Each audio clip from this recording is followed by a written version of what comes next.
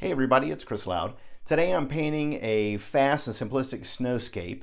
So in the demo I'll be painting a minimalist winter landscape, but you can really do this type of painting with any season. So I'll show you one that I did at the beach. Now this is with colored watercolor pencils. Has a little bit more color than the winterscape that we're going to be working on, but it's the same principle. Really we're trying to capture the essence of the winterscape or whatever scene that you choose to paint. I'll show you another digital version of a winterscape here. So let's get started on this and show you how we do this.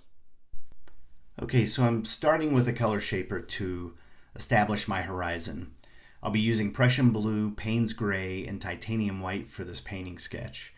And you don't have to use a color shaper. You could use a palette knife or a piece of cardboard or a paintbrush, really anything.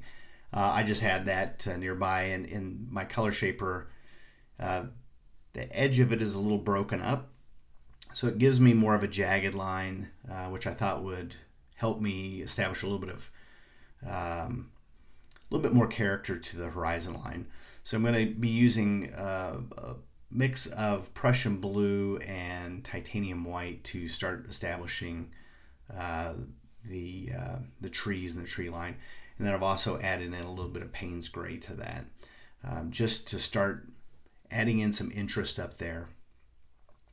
And one benefit of painting these types of snowscapes or landscapes is giving ourselves the freedom to put more of a focus on simplicity. I find that painting these is quite a calming and kind of meditative experience. And I also believe that it's, creating minimalist landscapes can enhance our creativity as we're challenged to kind of convey a scene with limited elements. So we're emphasizing the importance of each stroke and the colors and the values that we use. And the elements of that snowscape or landscape that we find important, or that will give us the essence of the scene that we're looking at. And you can see that I've put down some footprints in the snow, and now I'm using a Q-tip to kind of soften those. I've dipped the Q-tip in a little bit of water and just trying to soften the edges of the paint that I put down for those footprints. I don't want them to be real hard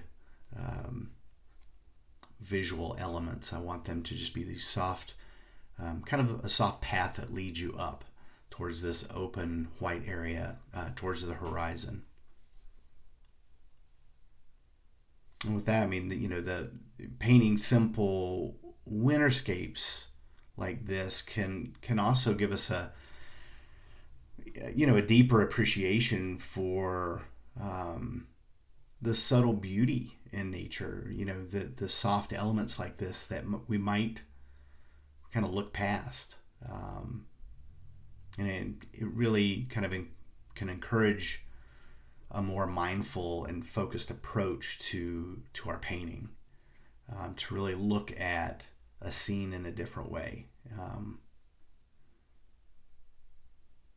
I'm putting down with a palette knife now some Prussian blue and mixed with titanium white, just a lighter value here of the Prussian blue.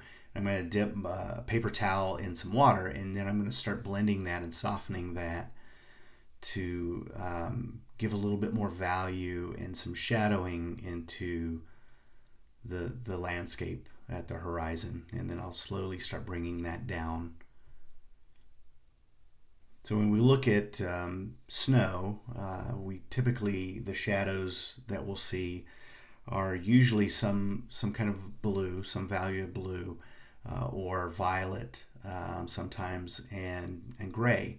And sometimes we get a mix of those. So a lot of times where I'm at, I'll see more of a bluish gray in the shadows, and depending on where the sun is, the darker the value or the lighter the value of that shadow. But Next time you're around snow, those of you that have snow in your area, take a look at those shadows and notice the colors that you see.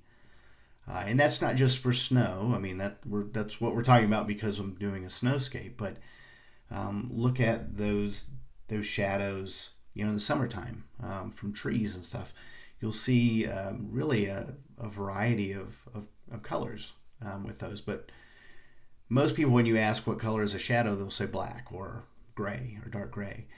But you really, depending on what that shadow is falling on or what's casting that shadow, sometimes you'll get a big variation of colors. So I just used a fan brush to, again, add a little bit more character and a little bit more interest in the horizon line with those trees. And then I wanted to bring a little bit of that down into, I don't want to say foreground, but below the tree area there, to just give the illusion again of possibly some more plants or some other variations in the terrain. And then again, starting to bring down and blend some of the values of that blue. You can see down there that I dragged across some Payne's gray at the bottom, and now I'm trying to fix that. My first instinct was I'll just start over, but really we don't need to do that. It's acrylic paint. We can put paint over top of that. So I actually found that by doing that and then adding in some white and a little bit of blue, it ended up in kind of enhancing, I think, the overall paint sketch. So, it was an accident, but I think it was kind of worked out. So if you like this video, feel free to give it a thumbs up, and if you want to see more of these, feel free to subscribe to the channel. I put out some other tutorials and art challenges and things like that. So.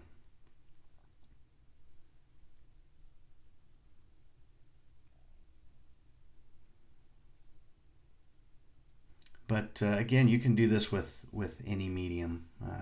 You don't have to do acrylic. You can do oil or drawing, charcoal. And again, like I showed you, digital. I just started playing with some digital software, and it's a lot of fun. So if you haven't tried it, give it a shot sometime. It's not something I think I will probably delve into too deeply, but it's fun to play with.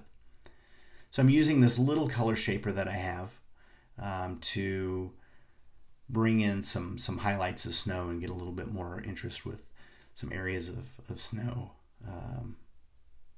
up there near the horizon. These are fun little tools. I don't use them that often, but again, I could have used a palette knife on here, but I had it nearby, so I thought I would play with it some. But let me know if you give this a try, or if you've done it before. If you have any best practices, if you do this. Again, I find them quite soothing and calming, and really just a lot of fun. Just very quick, simple landscapes. So thank you for watching, and keep on painting.